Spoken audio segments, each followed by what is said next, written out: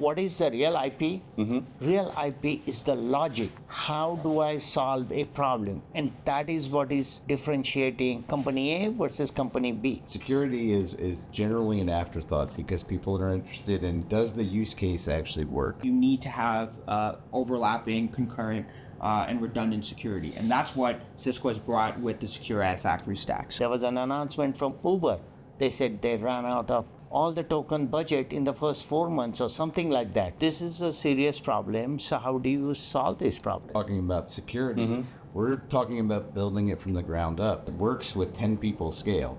But now you've got 500 or 5,000 users and all of a sudden it breaks down and it's the worst possible time. Readiness is declared like in a meeting room, but it's determined when it's actually put into practice. Welcome to the Aleem Media Network. My name is Aleem H. Ali in partnership with Gruve AI. Today we have a fireside chat with some of the Gruve AI leaders. Rajiv Kolnakar, Chief Strategist Officer, Matt Loughnane, Vice President of Solution Engineering, and Rohan Anthony, Director of Engineering. Welcome, gentlemen. Thank you. Thank you. Now, we're here at Cisco Live US 2026, and there's so many announcements that came out of Cisco Live from the keynote yesterday. I'll start with you, Rajiv. What was one of the biggest takeaway that you've heard from our keynote speakers yesterday? I think one of the biggest thing I personally got excited about is Cisco's Live Protect. Cisco has spoken about Mythos has been able to identify vulnerabilities that were not known, but it is able to find vulnerabilities that could be potentially form a risk. And Cisco has created a solution that can provide compensatory control to work in the short term, and it gives companies or organizations time to basically plan out how to patch those vulnerabilities without actually doing it. And you know, and thinking on these new announcements, Matt, you know, and I'm sure you're probably conceptualizing this as you listen to the keynote from Chuck and from G2. What do you think these announcements will help in the next generation of Secure AI Factory? Yeah, I mean, it's huge. So when you think about, you know, when you're building AI, security is generally an afterthought because people are interested in, does the use case actually work, right? And so when you're thinking about, when we're looking at customers and we're talking about security, we're talking about building it from the ground up. And, you know, as more open source things become available and people are using them, those vulnerabilities, having them detected early, the ability to shut them down while they're being patched, not Right. you know, post-patching, is going to be key to protecting your intellectual property and your workflows. Yeah, I mean, Rohan, you know, we have to shift left when it comes to the security aspect and take the mindset of the application developer, right?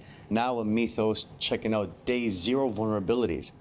When you're speaking to customers about this, how do those conversations get enhanced? Absolutely. I think, you know, one of the things that we're seeing is that, you know, securing AI security definitely starts at that foundational layer with the network. Right. So AI security does start with application security, and that's what Cisco is bringing to the table with Secure AI Factory is giving customers and developers and teams the ability to securely deploy these applications in a stack that enables them to be protected if and when these vulnerabilities are impacting their open source libraries or other applications that they have deployed in the environment. So the stack that Cisco has provided gives you the visibility through Splunk Observability Cloud and the Splunk observability tools. And it also gives you the capability to enforce that security policy that you need. So as these vulnerabilities are made available, Right. and as bad actors use these tools to develop more vulnerabilities, you have the frameworks in place to stay protected. And I know, Rajiv, you know, we've talked about Secure AI Factory for possibly the last few days now. From Gruve AI perspective, what is Secure AI Factory and why does it matter? I think Secure AI Factory, let me start with a couple of interesting things, right? As the AI usage was grown, it was largely around cloud, right? OpenAI's ChatGPT or Anthropic and others, they have a cloud-based solution. And the biggest problem the industry is facing today, and that includes Cisco as one of the bigger players, our partners, and I have spoken to many other customers. They find that they get a huge bill for using tokens, and people don't know what is that. The tokenomics. Tokenomics. I mean, it is a serious problem that they don't know how to even control it, and this is a industry-wide problem. There was an announcement from Uber. They said they ran out of all the token budget in the first 4 months or something like that. So this is a serious problem. So how do you solve this problem? So what AI Factory does, it gives you an ability to generate your own tokens in your own environment. You know what investment you have made. And Cisco solutions around Secure AI Factory is the perfect one. So that's one very important thing that Secure AI Factory brings to the table. Matt, anything you want to add to that? No, I mean, look, this is exactly what we were talking about just a second ago. With, building the security from the ground up. Right. You let your developers develop the use case. Cisco is taking care of the security stack. They've got the wrapper that goes around it. Developers can do their job without having to worry about are they implementing security correctly because it's already taken care of.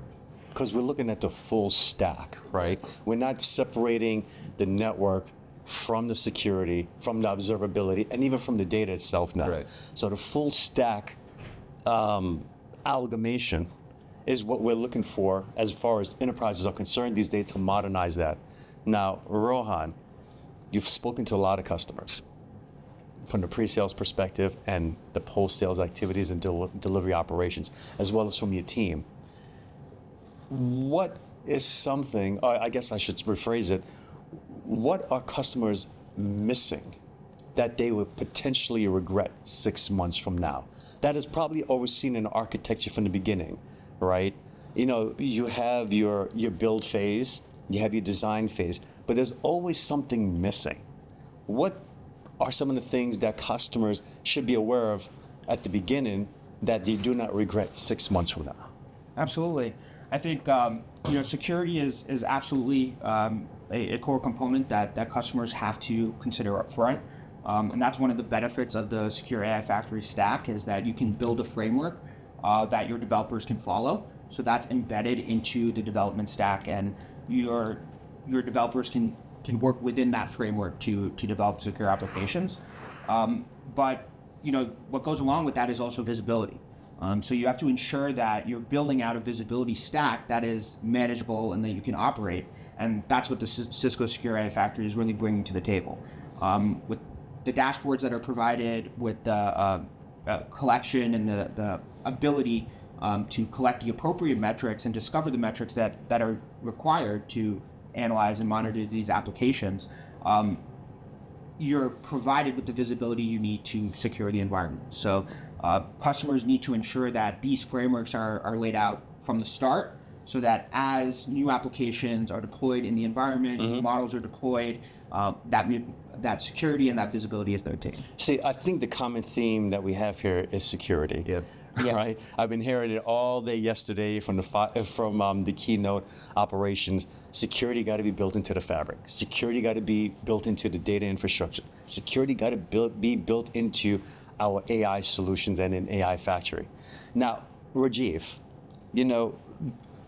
3 years out from now, what does it look like? Hold on, let me start again with this one. So Rajiv, 3-year outlook from now, what does an operations look like for a customer who got AI correct now versus a customer who kind of got AI correct? So I'll tell you one important point, right? As we are discussing, or two important points that I want to make here, and that will lead to what customers could get it right. Number one, if you look at traditional applications, you have data, and you may have bad data, or you put some incorrect data. You store that in a relational database. You can find that data, and you can clean that data. Big question is, how do you clean? Once these LLMs learn these data, there is no process to unlearn it. But It's a huge issue. It is. So this is one important thing that customers need to learn, and hopefully between now and 3 years, we would have somebody figure out a way to unlearn the data. That is something not known, right? That's one problem. Number two, people talk about data sovereignty, right? Why people want to host the data. But here is something very important that I find that talking to customers here at Cisco Live that is missing. It's not about generating code. Somebody submitted a code and it went into public. It's not. Really, coding is very easy to generate now with the new tools we got with OpenAI Codex and Claude. It's very easy to generate code. We have all of these. Yeah, but these coding tools now, right? What is the real IP? Real IP is the logic.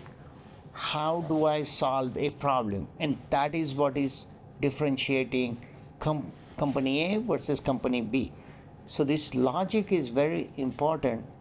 And if you go into cloud versus on-prem, this logic, you may be giving this logic away. And this is what I see, that more methodologies would come in. So 3 years from now, unlearning bad behavior or bad data with models is something I believe will evolve. And the second thing is, how do you protect your logic versus generating code? Right.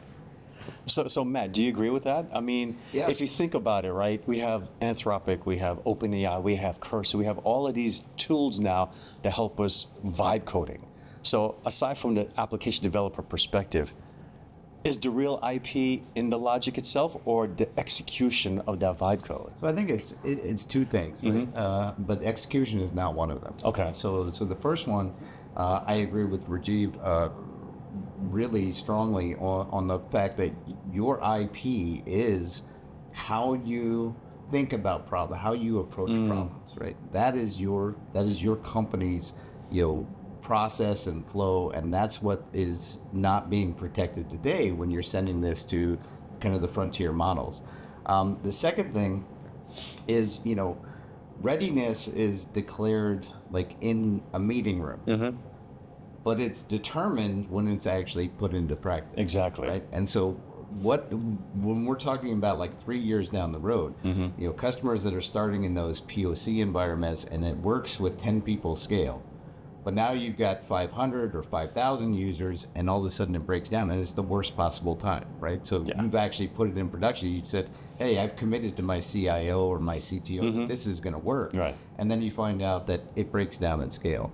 And so when you're talking about customers who've done AI right, they're looking at the complete stack. They're looking at the network. They're looking at security. They're looking at kind of the AI use case as a part of that stack, but it's not the complete story. And Rahan, I see you nodding your head vigorously here, agreeing with Matt. We talk about taking an idea or code from pilot to production. A question for you is that, where do customers stumble in that perspective? I think the scale is essentially the big challenging point. I think what a lot of people are seeing, a lot of what the experience is that individuals are able to do a lot with these tools. You're able to make a lot of individual progress, and you can work within your sandbox and produce a lot of content. But now moving that content into production and shipping those workflows so other users and other business units within your enterprise can utilize those workflows successfully is the challenge. So as customers go through this journey, I think one of the big things that they're going to have to optimize is model selection and model utilization. So making sure that you have the correct models available that have access to the correct data and are utilized within the correct context. So customers who aren't taking the time to optimize their model utilization, their model optimization, they're not using the visibility tools they have access to collect the data that's needed to optimize their applications, they're not going to succeed. Because as has been mentioned previously, as you scale out these applications, you start to see those token usage numbers rise and rise and rise, and it becomes an unsustainable process, right? So those customers who are able to optimize that, use the visibility tools they have access to, they're the ones that are going to succeed. So, when we think about the tokenomics and the optimization aspect, and this gets to my next question, Rohan, what part of the AI infrastructure itself do customers constantly underrate? Is it the optimization aspect? Is it the build aspect? Is it the pre-piloting aspect? Or is it lack of vision at production and post-production? Yeah, I think one of the big things is we're very much looking at AI from a use case perspective, and I feel like a lot of organizations have taken that approach of these individual use cases that they need to meet. But I think what's the larger question is how is AI going to enable your organization as a whole, right? What are the tools that you need to be making available to your different employees, different developers, Right. different teams within your organization to make sure that they're successful, right? So that's what I believe we're doing here. What Cisco is doing here with Secure AI Factory is making sure that organizations can build a framework for their entire enterprise rather than looking at individual use cases that aren't going to scale throughout the organization. And you bring up a good point, use cases. What use cases are successful? Matt, which ones, if we look at one of the verticals, fintech, okay? Out of all the 10 to 20 use cases, an AI use case that they may have, which ones are actually successful? So it's interesting. It's going to depend heavily on the organization and the individuals within the organization. And so, one of the messages that we're hearing is to stop chasing individual use cases. Okay. Put the hardware and the tools in the right hand, in your users' hands, and let them determine the use cases. And we've seen this with some of the bigger customers that we work with. We went in with a specific use case specifically for fintech, and they liked that idea, but then they came back to us and they said, we got 120 other use cases that we found since people started using AI, right? And so this is where that innovation, you let your user base drive the innovation. They will figure out how to use it, but they have to have the tools. Yeah. And this kind of comes back to what I was saying about the framework. Right. If you can lay out a framework for your organization, then you enable your employees to make the use cases and develop the use cases. You enable the teams to build out those use cases because you're providing the AI resources that are useful to them, right? And if you can embed security within that framework as well, the teams can be confident that a security policy is being enforced, and they can build as they please. And if they build something that goes against the security policy, the framework controls that and ensures that it doesn't lead to bad actors taking advantage or any negative pressure. Right, because right now I'm seeing AI use cases grow organically. Yeah. And Rohan, to your point, there's no solid framework in developing these use cases. And then when we go or we speak to them or see them in production, then they realize that they missed a few aspects of it. One is the optimization. They didn't account for the amount of workloads or the end user usage of that, right? So now we have to go back and then redevelop the whole use case holistically. So I think if we had a structured AI framework approach, I think these use cases would be optimized to the best benefit.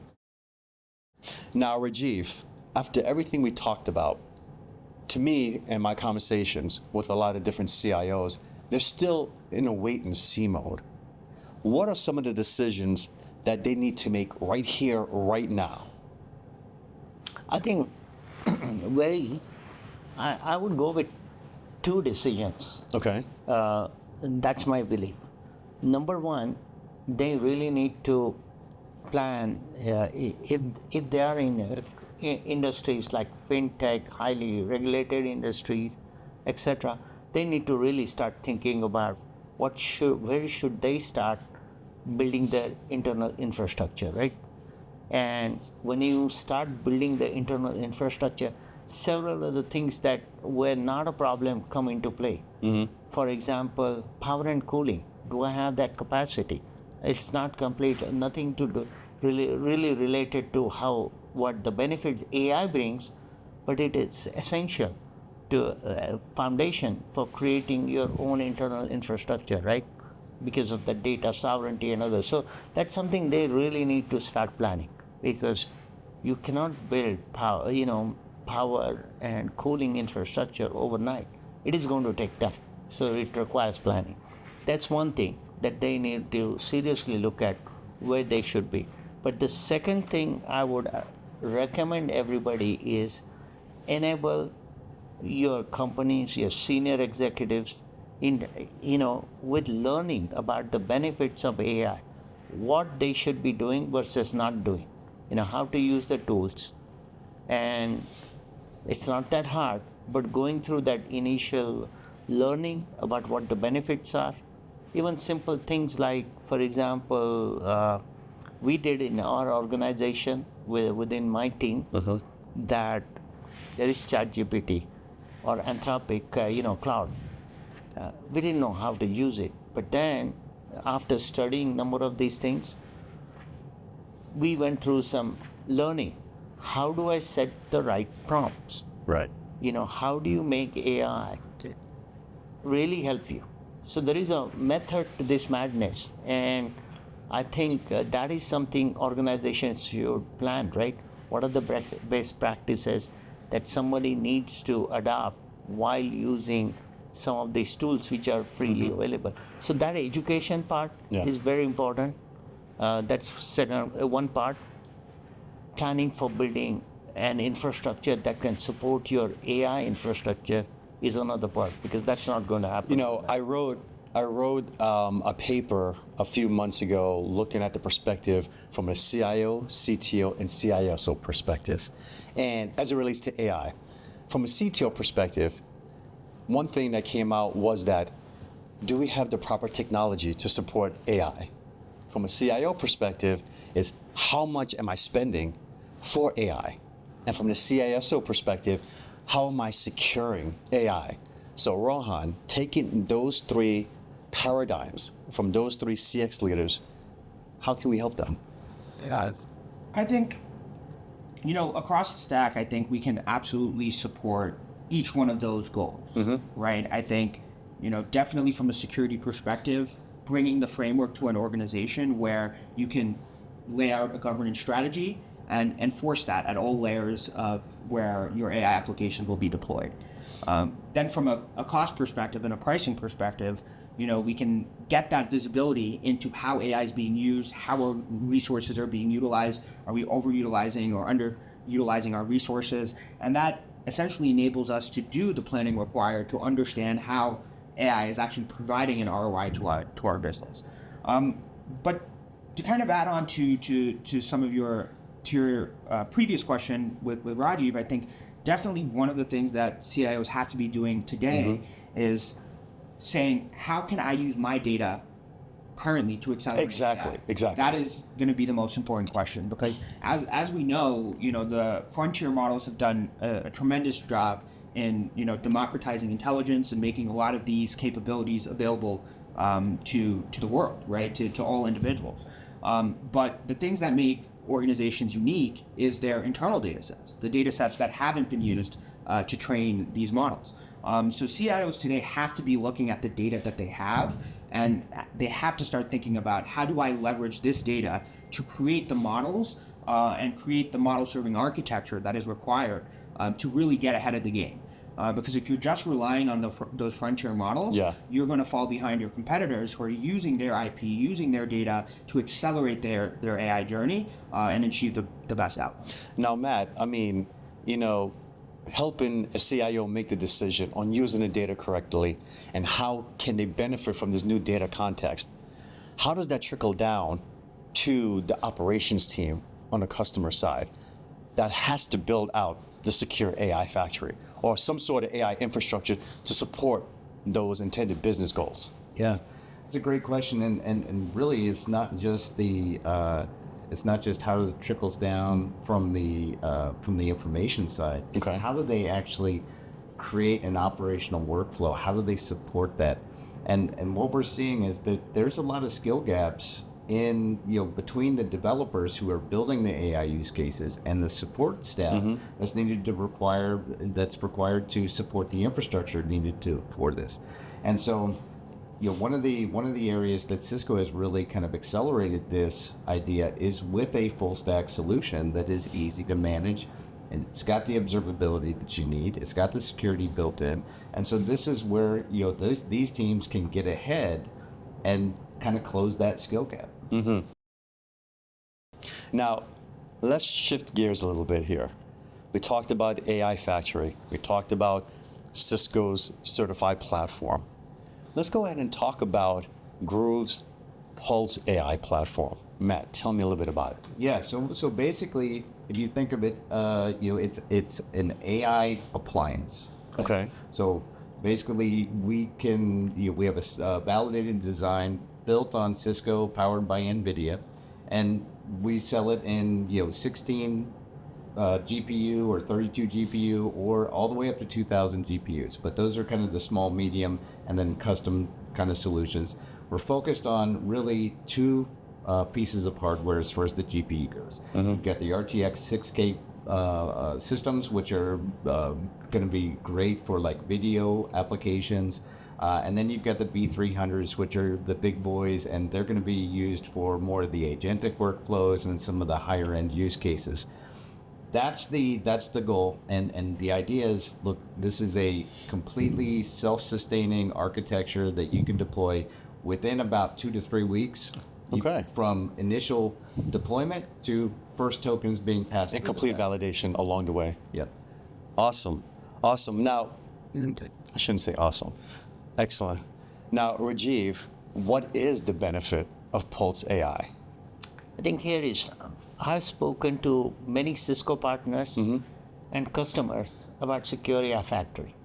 When it was announced about a year ago at last Cisco Live, everybody got excited. I got excited. My team got excited. The problem that number of partners and customers found was, how do I order it? How do I implement it? I think that's a big puzzle. And that's the puzzle we try to solve by simplifying ordering process. So we packaged it, so you know that the way it is packaged, all the components are included, and every single thing that Secure AI Factory promised in Cisco's vision is incorporated. That's one part. The second part is we are making it available either as an OpEx or CapEx. So customers have an option to purchase it. And we're going to make sure that financing is available for them to acquire the solution. So those are the two fundamental things that we brought to the table.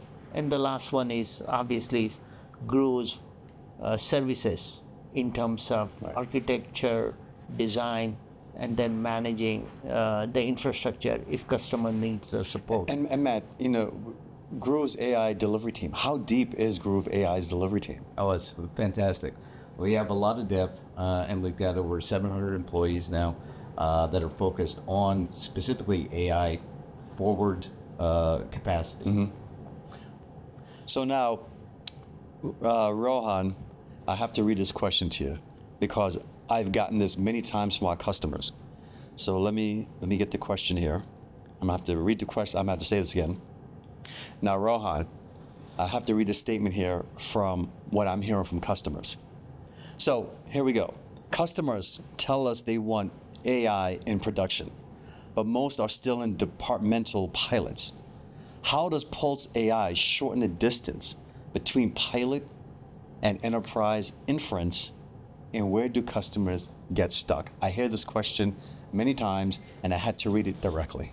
Absolutely. I think time to value is getting more and more important because of just how fast things are changing, right? You can't dwell on these solutions too long. You have to get these solutions deployed and realize that value. So that's what PulseAI is enabling. The Cisco team in partnership with NVIDIA built this extremely comprehensive stack and essentially enables enables customers to have the visibility and security that they need, and PulseAI enables customers to have the quickest time to value. So it enables customers to get the equipment in place. It's standardized with a specific process, and customers can also leverage the Gruve services team to ensure that they are achieving the quickest time to value. So by packaging this architecture in this PulseAI stack and utilizing the PulseAI platform, customers are going to be able to overcome a number of the hurdles that they would face, trying to implement this architecture themselves. So the next question I have for you, as well as for Matt, when it comes to Secure AI Factory, what does AI Secure Factory done right looks like versus someone or an organization that cut corners? So I think one of the core components that has been done extremely well here is addressing all the layers of the stack. The AI, AI requires all the layers, and you have to ensure that security exists at each one of those layers and is overlapping, right? Security can't just happen at one point. You need to have overlapping, concurrent, and redundant security. And that's what Cisco has brought with the Secure AI Factory stack. So we have our traditional network security, with our firewalls at the edge, and with our mesh firewall within the data center. But we also now have the ability to secure the containers, secure runtime, right? So secure east-west traffic between pods and secure actual process execution on containers with isovalent and tetragon. And we also have the ability to go all the way up to layer 7 and protect and analyze the prompts and responses that are actually being sent to and being produced by the AI solutions. So by addressing security at all layers of the stack, from the edge to your east-west networking, to your process execution, and to your prompts and responses, you're ensuring that all areas are covered. And if there is a gap in one of those areas, it can be addressed in another. So, Matt, what does done right look like? Yep. I mean, look, it's the defense in depth conversation, right?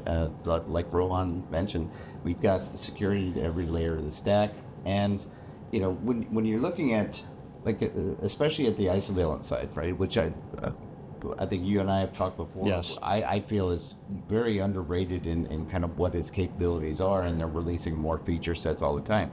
But if you look at, for example, eBPF gives you the ability to look at the process level. Right? Exactly. So if I have a bad actor who is trying to, for example, exfil my model weights, which is part of my IP, I can actually stop that process from ever beginning. Right? Yes. So I can kill the process before it actually is gathering data.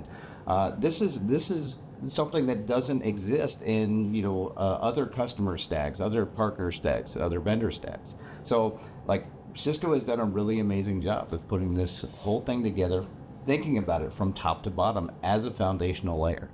Right. So now this question is for everyone. All right, okay, you ready now? Yeah. All right. Now this question is for everyone. With all the keynote announcements, what is one that sticks out as a priority for you? Rajiv first. I think number one priority is really fixing the vulnerabilities lies in very old Cisco infrastructure, which has been running for years. I have personally experienced Cisco infrastructures like Cisco switches without rebooted 5, 10, 12 years. Matt, I think we talked about maybe in a previous podcast, one was online for 26 years without a reboot. Yep. Amazing. So the thing is, helping customers to fix that problem is very, very important. And I think Cisco's got the right solution with Live Protect. So I think this is something I want to reach out to all my customers and encourage them to move forward with this initiative immediately, because that's going to drive everything else, right? Matt, your priority. Yeah, so I think one of the most exciting things, coming from an operational background, one of the most exciting things I heard about was the Cisco Cloud Control, right? So basically a single pane of glass that manages everything, that gives you visibility, that's using intelligence from AI Canvas, from Splunk, all of the intelligence built into the individual product stacks available from a single pane of glass that helps my operations team, and has the Live Protect features pulled into it. What about you, Rohan? Yeah, and I'd like to agree with Matt and Rajiv, especially about Cisco Cloud Control. I think, as we mentioned before, the data that your devices are collecting, your applications are collecting, your infrastructure is collecting, that is your company data, right? It's about how your organization operates, how data is flowing through your environment, and Cisco Cloud Control now brings that information into a single pane of glass. And enables you to correlate that data when you're deploying new applications. So I think Cisco's bringing, visibility that to the network, to network admins that hasn't been there before. And I think the kind of collection of data into this system is going to really enable organizations to accelerate their AI journey because they'll be able to use AI tools against this data. Right, and that only exponentially improves, their progress. One of the announcements I heard throughout the week is that over the next 3 years, AI traffic on the network will triple. And it made me think, when I'm using my AI models, Anthropic or OpenAI, I'm not even phantom how much traffic they're generating. But if you think about the tokenomics, the reasoning, the thinking behind it, that traffic is going to explode exponentially. So how can Secure AI Factory help with this new traffic, not routing or switching traffic, but AI traffic? Matt, tell me. Yeah, so I mean, look, one of the things that's built into the Secure AI Factory stack is the networking piece. Yeah. And so, you've got a huge partnership with Cisco and NVIDIA, where you've got like the Cisco Nexus 9100 switches that are built on the Spectrum X chipset, right? So Spectrum 6 is coming out shortly, the 1.6 terabit line. So those are going to be available for that AI, that GPU to GPU traffic. So like you said, not routing and switching. Right. But then you have like the Nexus 9300. You've got the 6100 Hyperfabric switches, all built on Silicon One. So customers have options on which way they want to go. And obviously, Cisco is the leader in the networking space. Right? Okay. Yeah, I think you're gonna ask a different question, right? Yeah. When it comes to networking related to GPU network or AI factor, what is the one big difference that may or may not customers have realized? And the one big difference is you have a front network and a back network, right? The front network is the traditional old Ethernet network, right? And that is getting upgraded from gigabit to 100 gigabit, 200 gigabit, 400. But you need a back-end network which does the communication between GPU traffics, right? So you need a front end and a back end. This is something never existed before. So this is where you need a lot of skills in making sure that the network is designed correctly. And I think Cisco has got all the right technology. I'm glad you mentioned Silicon One, Matt, because Silicon One has been the prime ASICs for Cisco over the last 10 years. And it seems a paradigm is shifting where a new architecture needs to be built to support AI moving forward. So Rajiv, I think we talked about this before, but go ahead and tell me what this new architecture is being envisioned. I think there are two, as a traditional network designer, what we have seen is we have a server and we have networking infrastructure. Right. What has changed with AI is we got this new beast called GPU, which does parallel processing of AI data, supports the models, so these models can run faster. If you use it with CPU, they run slower, but with GPUs, they run faster. But in order to improve communication between these GPUs, you need a back-end network, and that has to be fast. And that's the new architecture. That's a new architecture. You need a front-end network, you need a back-end network, and this is where Cisco's investment in silicon is going to play a very important role, along with partnership with Spectrum technology from NVIDIA. So let's take off our Gruve AI hats. Maintain your roles, VP of Engineering, Chief Strategist Officer, and Director of Engineering. Let's take a look at it from a customer lens now. What are you all looking for in an organization such as Gruve AI to help you deploy secure AI factory? Matt, I'll start with you. Yeah, so number one, what I'm looking at is, do I have the skills internally to actually plan and deploy this at scale? So like you had mentioned before, a lot of these customers are still in pilot phases with individual BUs and things. But from a VP perspective, I'm looking at how do we scale this out to the entire organization? So do I have that? And if the answer is no, then I want to go to some experts who can help me accelerate that time to value and get us there quicker and do it right. What about you, Rohan? I think, from my perspective, I want, as a director, I would want my teams to be able to innovate with these AI solutions, and I would want them to be able to innovate without having to consistently worry about security, as they do this, right? So I think what the Secure AI Factory can bring is embedding that framework directly into the architecture, so our teams can innovate with the AI models and the AI solutions that are made available with Secure AI Factory, and be confident that their innovation will not lead to any negative outcomes. What about you, Rajiv? So I think what I'm looking at is look at the company's overall strategy, right? That I need to launch new products faster, provide better service to customers. Because if you really look at it over the last, several decades, that customer sat has become very important. Everybody talks about customer experience, customer sat, right? So the question is, how is AI going to help me provide better customer service? Now, in order to do that, well, I have some expertise, but I may be looking at an external organization to bring some innovation in terms of what tools do I adopt, what network infrastructure do I adopt. And then while doing that, there comes an important point, is governance. And in order to meet the governance, I need to have security. So which organization, if I don't have that expertise, can bring that different level of sophistication in terms of security? Well, great.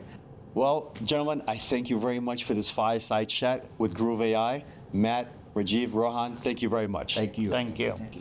And for all our viewers out there, don't forget to like, subscribe, and follow to the Lean at Media Network podcast and Gruve AI podcast. Until next time.